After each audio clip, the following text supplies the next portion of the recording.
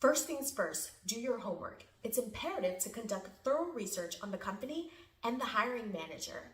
We live in the age of information.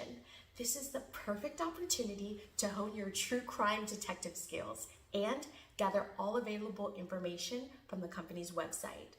This will assist in identifying potential small talk opportunities and cues for meaningful conversation and relationship development during the interview.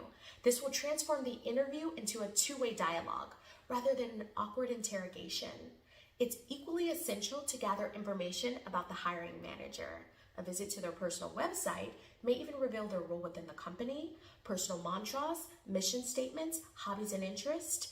We often sink or swim based on our assumptions. In this case, allow for your assumptions to set you up for success. While they have access to your resume, it's essential to walk in on equal footing, armed with knowledge about them. Remember, introduce the company information into the conversation gradually and seamlessly.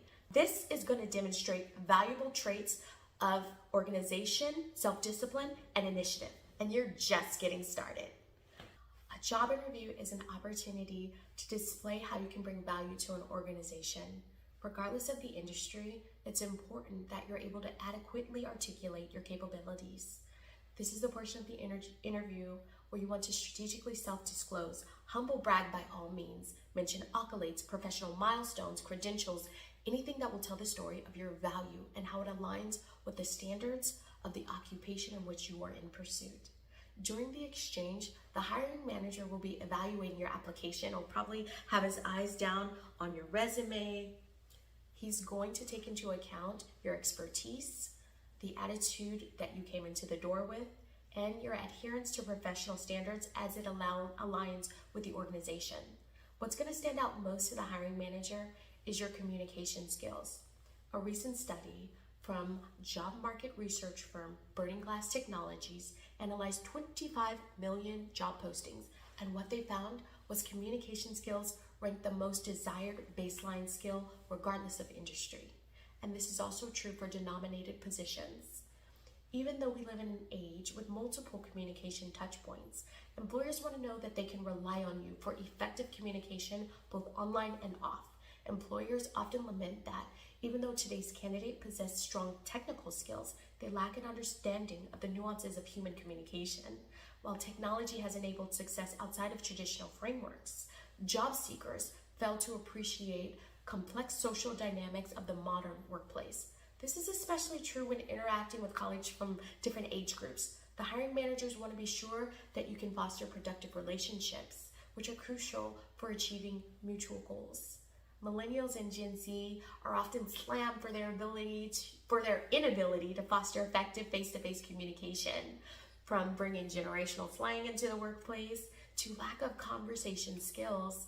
The younger generation gets a bad rap in the workplace, but we can't put it all on one generation. We have to take into account that at any given time in today's labor pool, you can find people from five generations all working together. This is where your flexible communication skills are going to come into play. Allow your communication skills to shine in the interview, and it will make the difference between your real versus perceived value. Master the art of microtalk. Are you someone where small talk doesn't come easy to you? Well, me either. For the context of interviews, mastering small talk is a valuable skill to possess in the business world. Broadly defined, small talk is a friendly verbal exchange between two parties that aims to establish a cordial rapport. Think of it as an on-ramp to the freeway of a deeper professional conversation. Take time to relax and engage the hiring manager's interests. This is especially important if they're looking for a quote-unquote good cultural fit. Small talk is the most crucial communication skill that you can develop. It's how we initiate every single new relationship in our lives. It's worth considering that human interaction always begins at a specific point of conversation, and small talk serves as a foundation for building mutual understanding. If you limit small talk to mundane conversations about the weather, it can be a missed opportunity to build interpersonal currency. Instead, strive to engage in dialogue that relates to your shared experiences. Whatever the case, don't waste the opportunity to build connection. Getting inside the mind of a hiring manager. Hiring managers have a nuanced process for evaluating candidates and often rely on more than just verbal communication to make their hiring decisions. They're not going to just go based on what you're telling them. During an interview, what is verbally communicated constitutes only a small part of the overall impression. You want to give heavy weighted consideration to the non-lexical components of your communication. Nonverbal cues such as facial expressions, body language, they are even more influential in conveying your message that you're the person for the job. These modes of communication have been shared among primates for thousands of years, and they're a vital component of face-to-face interaction. All of these factors result in the lasting impression that a candidate leaves on an interviewer. The majority of hiring managers are adept at interpreting all three channels of communication, even if the interview takes place online. When you walk into a room or turn on the computer screen, know that a hiring manager is judging you. In real life, people make judgments based on how you comport yourself, your demeanor, and the same is true for hiring managers.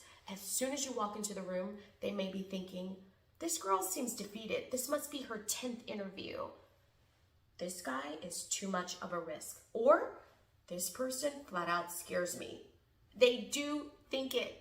Hiring managers in particular tend to rely on these first impressions when evaluating candidates.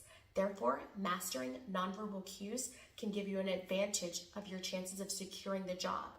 Your posture, your head carriage, this all conveys confidence.